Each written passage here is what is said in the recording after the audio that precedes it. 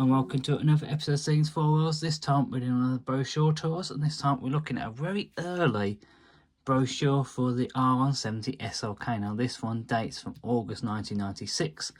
It's scary to think that I was only 4 when this brochure actually came out, but there we go. So nice simplistic cover, just one image, and it's interesting because actually it doesn't really show you much about the car. It looks to be a rear quarter, only because, in fact, is it even an SLK? This is something I'm pondering, because it's got that very interesting sort of line going across, which before an SLK has. It's a flat-sided car. So I don't know if that even is an SLK, unless that was some sort of accessory. You could have a sort of line go across there. The only reason I know it's the rear quarter is because you can see the flap of the petrol cap there. Anyway, let me know your comments below. So opening it up, a nice big picture of the SLK here, some small ones at the top there. Now this first page really is just talking about the actual origins of the SLK. It sort of talks more about, I won't read everything, I'll let you pause and have a read of this if you so desire, but it talks about what the letters actually stand for. So essentially the SLK was the small version of the SL. I always like to think of the SL but the compact version. But as you can see, there's a few different variations there. Interesting little blurb just at the bottom here. It actually says that they've had 40,000 have been pre-sold. So 40,000 SLK have been pre-sold worldwide. I don't know what production numbers were in 1996 for the SLK. And imagine they knew it was going to be, hopefully knew it was quite popular. That was certainly a strong indication of it. So the next page, it moves on and talks about the philosophy. And again, talks about that sort of that period of over-engineering that Mercedes had. And I think this is probably one of the last cars they did for over-engineering. I think one of the things I had to convince people of at this time was that this was still a Mercedes. This still had all the sort of brand features that Mercedes had, but just in a slightly smaller and slightly more affordable package. So again, nice little page, that one. Talk about a little bit of history of it. Next we're going to go into the Roadster tradition.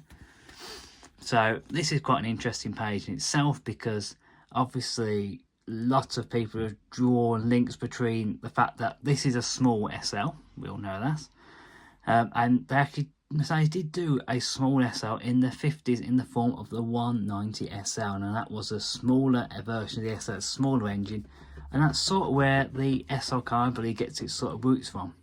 So next we look at innovation, and that's because the Mercedes had one big innovation on it, and that was the Vario folding hardtop. You sort of see illustration of that at the top, and obviously this gave you all the convenience of a coupe when the roof was up, but then all the convenience of a soft top when you wanted to put it down. Essentially, you didn't have to have a sort of static hardtop like on my S3 to take away.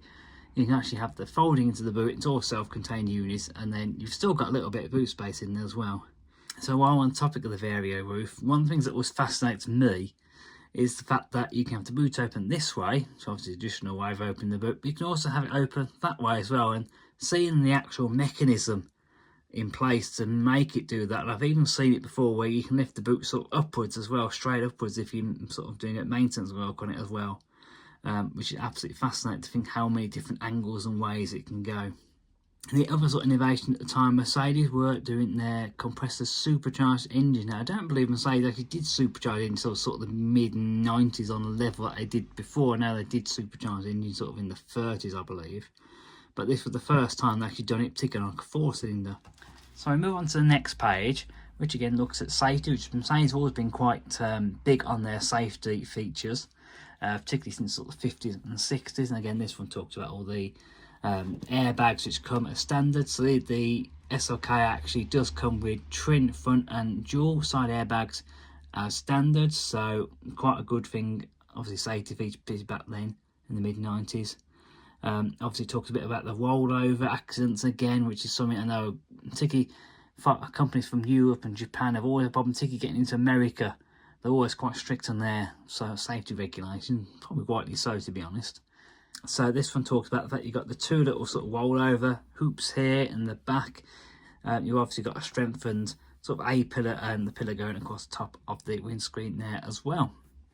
And then next thing is just specification. Now it's obviously quite interesting because in terms of engines, in the UK on a pre-facelift car, we only got one engine and one gearbox. We only got the 2.3 supercharged, and we only got the 5-speed automatic gearbox. And what's quite interesting is that other countries, from what I can gather, did get some other cars. They did get some other engines.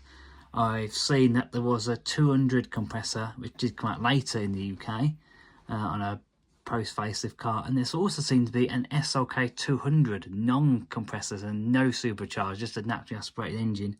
But here in the UK, it's obviously UK booklet, we did just get the one. So there's a few little bits on here. Talks of the only sort of extra you really get mentioned here are you can get fabric, it comes to standard, or you could also go and have the leather upholstery as well. So moving on to the last page, I said this was it's quite a short brochure. Again, this lovely lady getting out the car who looks very, very 90s from that outfit and the hairstyle. But you also get the little range of colours. Now, obviously, they did do their designers designate of what you prefer range of colours as well. On top of this, so you had the polar white, which you don't see very often, imperial red, obviously the bright red, black, which I don't know if that was a metallic colour or not. Yellowstone, which was actually the launch colour of this car. I do like the Yellowstone. That's a really nice colour for this car. You do see like the sort of original press photos again, because it was a launch colour of the SLK in bright yellow. So you do see quite a few press photos of that one. Brilliant silver, which is very familiar to me. Green, black, which is a lovely colour. You again got a sort of green, I always call it aqua colour. And then you also had a blue as well. So quite a nice sort of range of colour. I think there was some solids in there and some metallics as well. I know I definitely know that the brilliant silver is a metallic paint, because obviously I've got experience in that. So yes, that's a very quick look at the SLK brochure from August 1996. Quite a minimal brochure. I don't know when this would have been given out. I can imagine it's just something before they got the main brochure, maybe a sort of pre-launch. I'm not too sure exactly when the SLK launched in the UK. But anyway, that brings us to the end of our little brochure tour today. I hope you enjoyed it. Like, comment, subscribe, all that good stuff, and I'll see you next time. Goodbye.